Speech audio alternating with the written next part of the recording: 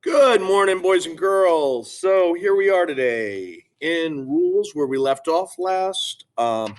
Catherine brought her guinea pig to the clinic to show Jason, and we are on to our next rule and chapter. Sometimes people laugh when they like you, but sometimes they laugh to hurt you. All right. Interesting theme right after Kindness Week, right? All right, here we go. On the ride home from the mall, Mom says, I can't believe Nutmeg ate Jason's card. I laugh with her, stroking nutmeg huddled against my stomach. She loves paper almost as much as carrots. I rub nutmeg under her chin, right where she likes it best. She hates the rumbling of the car, and only my touch stops her from shaking. I peek into the bag at my feet, a paper cutter, white cardstock, and a tin of 58 colored pencils, 12 more than the set I have. Thanks for the new colored pencils, Mom. You're welcome, Mom says. I've seen you making the words for Jason, and you've been babysitting a lot lately. I can't wait to get home and see those colors on the page: aquamarine, magenta, lime peel, peacock blue, and many others. And I won't have to limit using my crimson and indigo pencils anymore. Now I have brand new long ones. Wouldn't you like to sign up for an art class? Mom says. I hate to see you spend the whole summer doing absolute nothing. I meet her gaze in the rearview mirror. I am doing something. Mrs. Deschine tells me there's still time to register for yoga. Wouldn't that be fun? Or one of those bus trips? I'll think about it. Leaning my head against the side of the open car window, I pull in a long breath of warm clam flats.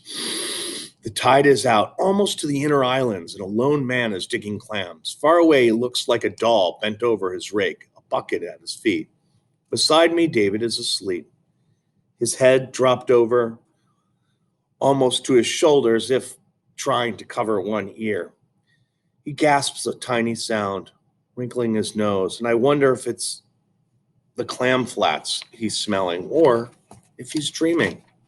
But I don't even know if David does dream. He's never told me. David's asleep, I say. Mom glances in the rearview mirror and her cheeks lift a smile. Stephanie must have tired him out.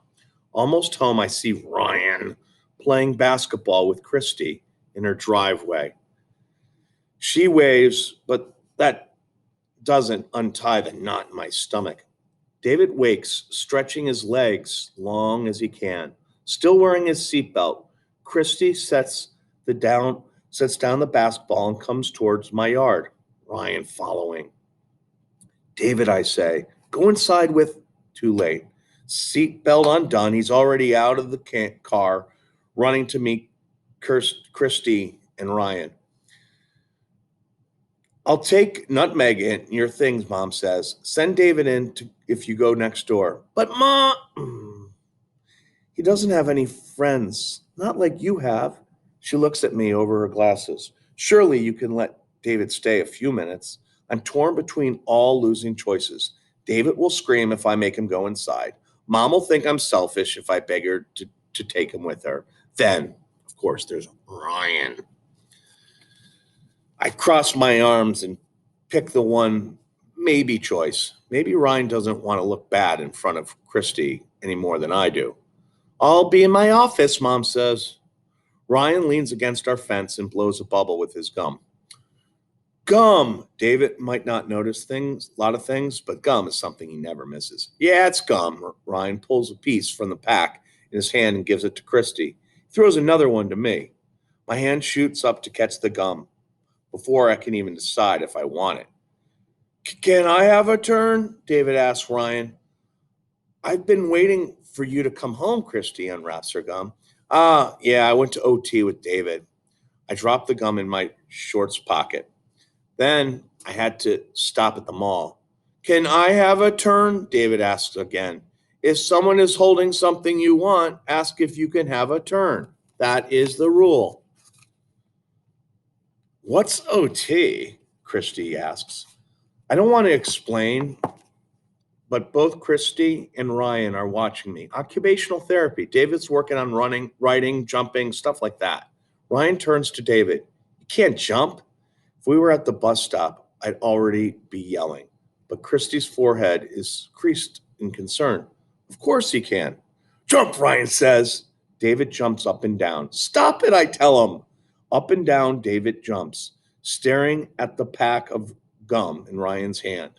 Up and down. Stop! Grab David's arm, but he won't stop jumping. He lands hard on my foot as I'm reaching into my pocket, fumbling for my piece of gum. Ryan, give him some gum, Christy says. It's a miracle. Ryan holds a piece of gum out to David. You're cured. But when David opens the wrapper, there's nothing inside. He headbutts his face into my shirt. It's gone. You jerk, I scream at Ryan so loud. David bursts into tears. Get out of my yard and take your stupid gum with you. It's just a joke. Ryan pulls another piece of gum from his pack. But David has his arms wrapped so tight around me, he can't even take it. We should go, Chris, Ryan says. I have to get home. I'm sorry, Catherine, Christy says, her face white. I'll call you, okay? Okay. I pull David up our porch steps and into the house, not stopping until the front door bangs close behind me. Mom! Through the window, I watch Ryan gesturing like he's explaining something, probably telling Christy all the bad things I've ever said to him and leaving out all the reasons why. Christy nods, and that tiny yes bleeds the fight out of me. Gum? David asks. I study the hair on the top of his head. How can his outside look so normal and his inside be so broken? Like an apple, red, perfect on the outside, but mushy brown at the first bite. Can I have a turn? I pull the gum out of my pocket and put it on the perfect top of David's head. He takes it off his hair. I watch him unwrap it and stuff the gum into his mouth, dropping the wrapper on the floor. Trash goes in the garbage can, I say. That's the rule. I'm sorry, Frog. I turn away, but David's hand holding the wrapper comes into my view. I'm sorry, Frog, he says, panic edging his voice.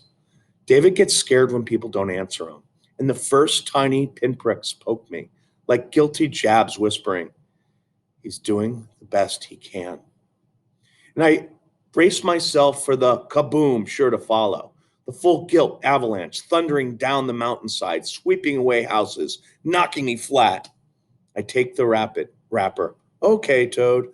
Catherine, Mom says, he needs to speak his own words, but he won't if you keep encouraging him to echo. Unfairness punches me in the stomach. You let him ruin everything, I said. It's all about him. He needs more from me. Stop overreacting. I run to my room, slamming my bedroom door so hard Nutmeg and Cinnamon dart to the far corner of their cage. Grabbing my sketchbook, I flip to a blank page and write words bearing down so hard the letters write into the page. Unfair, cruel, hate, ruined, murky, tease, embarrassed. My hands tremble as I write. They shake so much. It doesn't look like my handwriting. I try to rub the words out of their weight by concentrating on the letters. Nice sharp T, round O, torn. But I'm not fooling around. I know the power these words hold. I drop my forehead in my arms. My door cracks, but my head is too heavy to lift. Go away, I say. The cassette comes into the dark space between my arm and face. I'm sorry, Frog, David says. I do what will send him away. Around and round and round, I spin the cassette in my finger. David leans against my arm. I wish it had been Christy without Ryan, I say. Everything would have been different. Or if Mom hadn't. You fixed it, David says. I look down. The tape is wound tight again. As it plays, I watch David's lips mouth the words, every pause, every word perfectly in time with Arnold LaBelle's voice. His fingers flicker like blades of grass shivered by wind, fluttering their own silent dance. Who are you, who are you, I ask. I'm David, he says, and that is the end of that rule. All right. Remember that rule was sometimes people laugh when they like you, but sometimes they laugh to hurt you. And I think Ryan might have been doing that. All right. Our next chapter, which we'll do tomorrow, is This rule: open closet doors carefully. Sometimes things fall out. All right. On that note, boys and girls, all right. Have a wonderful day, and I will see you.